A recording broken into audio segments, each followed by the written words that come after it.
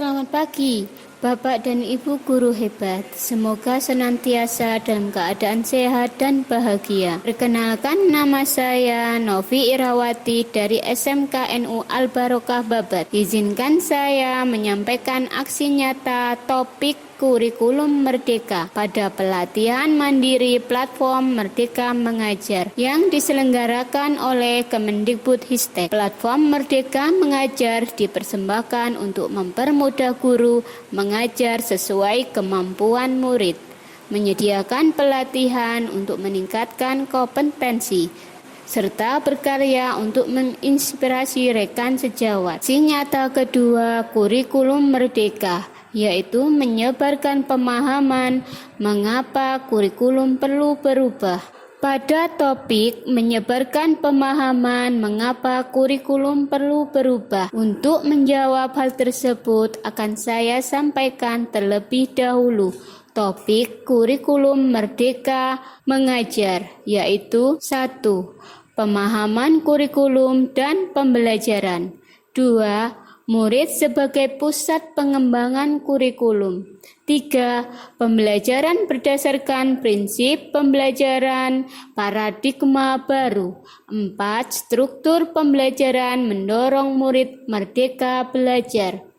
Pada pemahaman kurikulum dan pembelajaran akan kita bahas tentang apa itu kurikulum. Kurikulum sering dimaknai sebagai keseluruhan pengalaman belajar murid. Kurikulum juga dimaknai sebagai sesuatu yang kompleks dan multidimensi. Kurikulum dapat dimaknai sebagai titik awal sampai titik akhir pengalaman belajar murid. Kurikulum juga diibaratkan sebagai jantungnya pendidikan.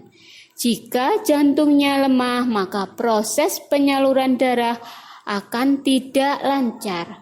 Kerangka dasar kurikulum terdapat 6, yaitu 1. Tujuan pendidikan nasional. 2. Profil pelajar Pancasila. 3. Struktur kurikulum. 4. Prinsip pembelajaran dan asesmen. 5. Capaian pembelajaran. 6. Melakukan adaptasi kurikulum. Komponen operasional satuan pendidikan terdiri dari 5. 1. Karakteristik pendidikan. 2. Visi, misi, dan tujuan. 3.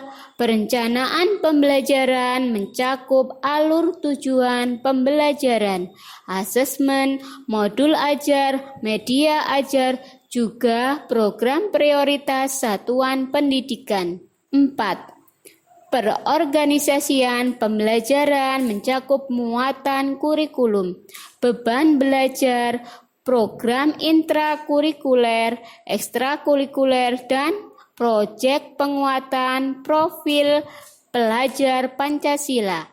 5. Sistem pendampingan, evaluasi, dan pengembangan profesional. Pada modul ini, Ibu dan Bapak guru diajak untuk merefleksikan bahwa kurikulum tidak hanya dipengaruhi oleh faktor geografis, tetapi juga faktor budaya dan sosiologis. Ini masuk pada komponen operasional satuan pendidikan poin dari 4 dan 5.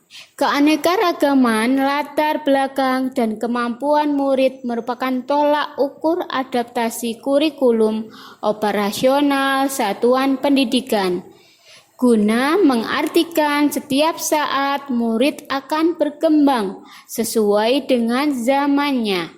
Lalu, apakah kurikulum yang dilaksanakan oleh satuan pendidikan kita sama dengan waktu kita sekolah dulu? Ataukah kurikulum yang mengikuti perkembangan zaman anak? Topik kedua, murid sebagai pusat pengembangan kurikulum. Cara berkomunikasi murid, cara belajar, cara memandang diri dan lingkungannya berbeda dengan keadaan yang kita alami pada zaman dahulu. Keterampilan apa dan kompetensi apa yang dibutuhkan murid dalam lingkungan lokal, nasional, dan global? Bagaimana cara mereka belajar? Kurikulum apa yang digunakan? Kurikulum merupakan sesuatu yang kompleks dan dinamis yang selalu mengikuti perkembangan zaman.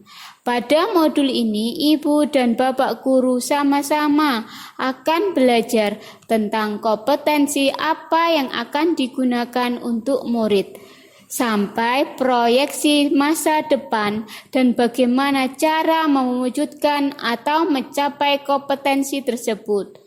Modul ini juga akan memfasilitasi ibu dan bapak guru untuk merefleksikan kembali bahwa murid menjadi acuan atau core dari kurikulum itu sendiri. Maka kemerdekaan murid dalam belajarlah adalah jantung dari pengembangan kurikulum selama ini. Adapun peran dan fungsi kurikulum bagi Bapak Guru adalah untuk memadu dalam proses belajar murid. Adapun kerangka peran dan fungsi kurikulum tersebut adalah 1. Mewariskan nilai dan budaya masyarakat yang relevan dengan masa kini. 2. Mengembangkan sesuatu yang dibutuhkan saat ini dan masa depan. 3. Menilai dan memilih sesuatu yang relevan atau kontekstual sebagai kontrol sosial.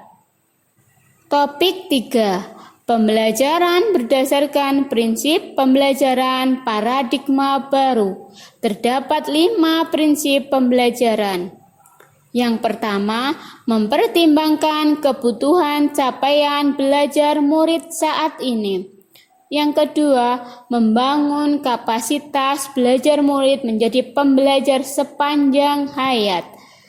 3. Mendukung perkembangan kognitif dan karakter murid. 4. Menyesuaikan konteks kehidupan murid. 5. Mengarah pada masa depan yang berkelanjutan. Ibu dan Bapak guru hebat. Kelima prinsip tersebut muncul sebagai respon atau atas perubahan yang terjadi begitu cepat di dunia dan fakta keberagaman yang kita miliki. Modul ini mengajak ibu dan bapak guru untuk merefleksikan kebutuhan dan kemampuan murid dan dapat melakukan evaluasi sebagai proses pembelajaran, yaitu dengan asesmen diagnostik. Pemahaman kebutuhan murid. Selain itu, dibutuhkan pola pikir tumbuh, growth mindset, agar murid mengetahui apa yang dipelajari, mengelola tantangan, dan melakukan refleksi atas pengalaman belajarnya. Topik 5. Struktur pembelajaran mendorong murid merdeka belajar. Pembelajaran dengan paradigma baru menurunkan pada pembelajaran sepanjang hayat yang sesuai dengan profil pelajar Pancasila. Kemudian diturunkan lagi menjadi kurikulum prototipe atau kurikulum merdeka. Kurikulum prototipe terbagi menjadi 3, intrakurikuler yang memuat muatan lokal dan lingkungan nyata. Yang kedua, ekstrakurikuler yang memuat kurikulum prototipe dan peminatan. Yang ketiga, program penguatan profil pelajar Pancasila yang memuat gaya hidup berkelanjutan, kearifan lokal, Bhinneka Tunggal Ika. Bangunlah jiwa dan raganya, suara demokrasi, berkarya, dan berteknologi untuk membangun NKRI dan kewirausahaan. Modul ini mengajak ibu dan bapak guru untuk merefleksikan diri dari segi warisan kebudayaan yang harus dilestarikan pada generasi berikutnya. agar tidak menyimpang dari kearifan lokal, Bhinneka Tunggal Ika, dan NKRI kita. Lalu, bagaimana dengan kurikulum kita? Apakah sudah mencakup intrakurikuler yang diharapkan atau sudah melaksanakan ekstrakurikuler sesuai dengan struktur pembelajaran atau sudah menjalankan program penguatan profil pelajar Pancasila?